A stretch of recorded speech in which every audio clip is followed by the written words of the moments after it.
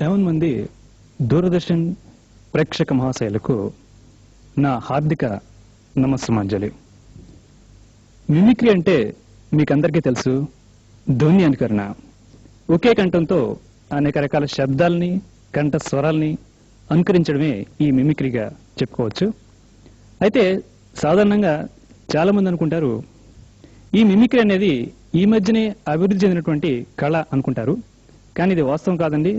ఇది మనకున్నటువంటి చతుషష్ఠి కళలలో, అంటే 64 కళలలో ఈ మిమిక్రీ 47వ కళగా అప్పట్లో దీన్ని గుర్తించడం జరిగింది. దాన్ని అప్పట్లో స్వరవంచన, అంటే ఈ వాయిస్ మ్యానిపులేషన్ అనేవారు. ఇక ఈయన మిమిక్రీ ప్రోగ్రామ్ విషయానికి వస్తే, సాధారణంగా మిమిక్రీ అనగానే ముందుగా మనకి జ్ఞాపకం వచ్చేది సినిమా నటులు. కాబట్టి ఈ సినిమా నటుల మీద ముందుగా ఒక ఐటెం మనం చేస్తాం. ఒక చోట ఒక 4 అంతస్తుల ఒక బిల్డింగ్ ఉంది. ఆ బిల్డింగ్ లో సినిమా నటులందరూ అద్దెకుంటున్నారు. అయితే దురదృష్టవశాత్తు ఈ 4 అంతస్తుల బిల్డింగు అగ్ని ప్రమాదానికి గురైంది. అందరూ తప్పించుకున్నారు. కానీ ఎటొచ్చి మన Andhra James bond super star Natasekhara Krishna గారు మాత్రం ఆ పైన 2వ అంతస్తులో మిగిలిపోయారు.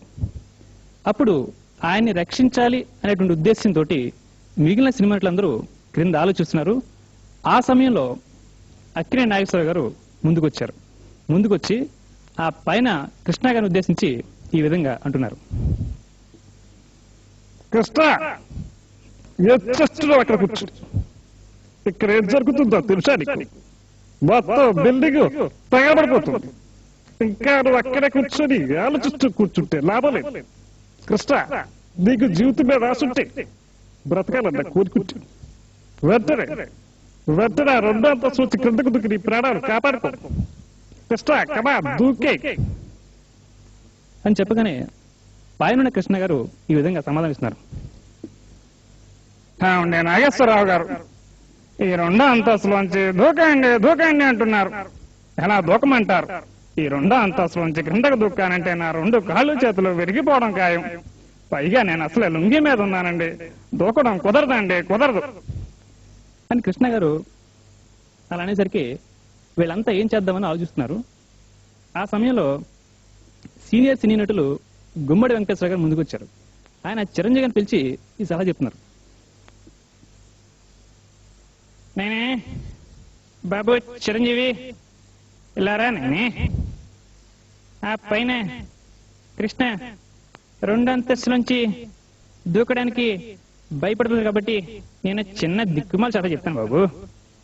ఏమీ లేదు నాయనా, మనమంతా కలిసి ఒక వల కొనుక్కొద్దాం. ఆ వలని మనమంతా గట్టిగా లాగి పట్టుకుందాం. ఆ కృష్ణ ఆ 2వ అంతస్తుని దూకేస్తాడు, తన ప్రాణాలు కాపాడుకుంటా నాయనా.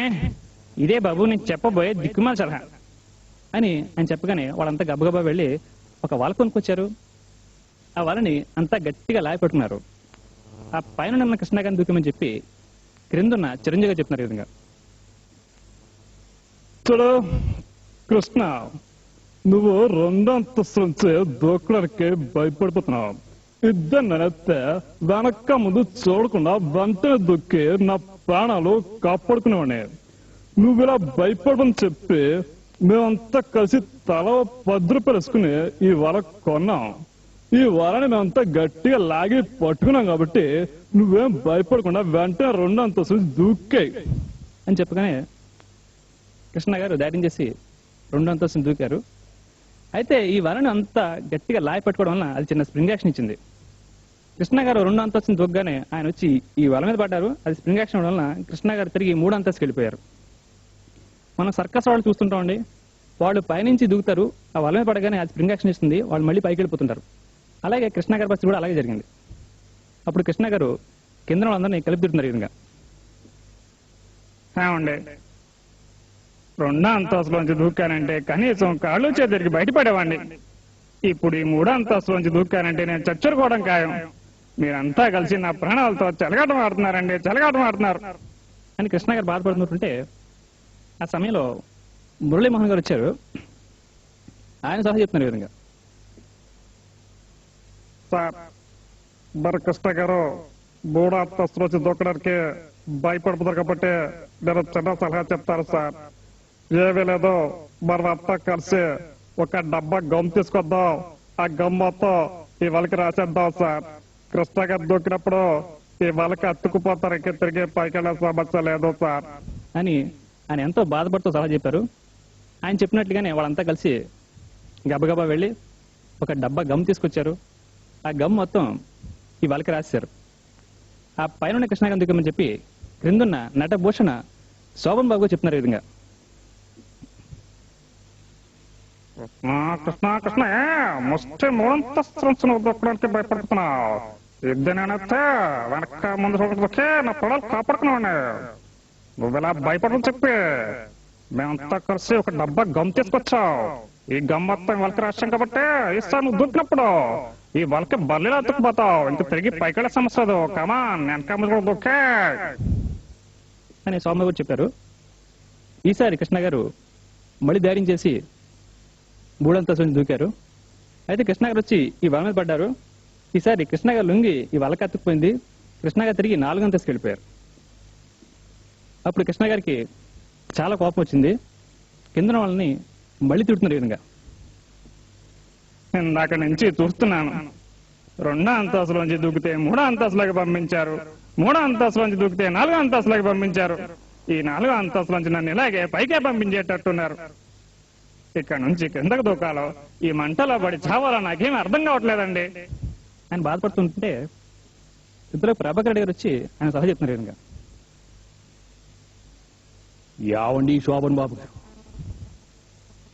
ఇందాక నుంచి చూస్తున్నా మీరంతా కలిసి కృష్ణాగారిని రక్షించాలన్న తాపత్రంలో పడి ఓరని గట్టిగా లేబట్టుకుంటాం. అదేమో స్ప్రింగ్ యాక్షన్ ఇచ్చేస్తుంది. కృష్ణ గారు పైనుంచి కిందకి, కింద నుంచి పైకి జంపింగ్ చేస్తూ పోతున్నాడు. ఇప్పటికైనా వాళ్ళని లూజుగా పట్టుకోండి, కృష్ణాని కాపాడండి, లేకపోతే కృష్ణ మంటలో పడి చావడం ఖాయం అని ఆయన చెప్పగానే అప్పుడు వాళ్ళు చేసిన పొరపాటు ఏమంటే వాళ్ళకి అర్థమైంది. ఈసారి వాళ్ళని లూజుగా పట్టుకున్నారు. కృష్ణాగారిని దిగమని చెప్పి క్రింద కృష్ణరాజు గారు చెప్తున్నారు ఈ విధంగా.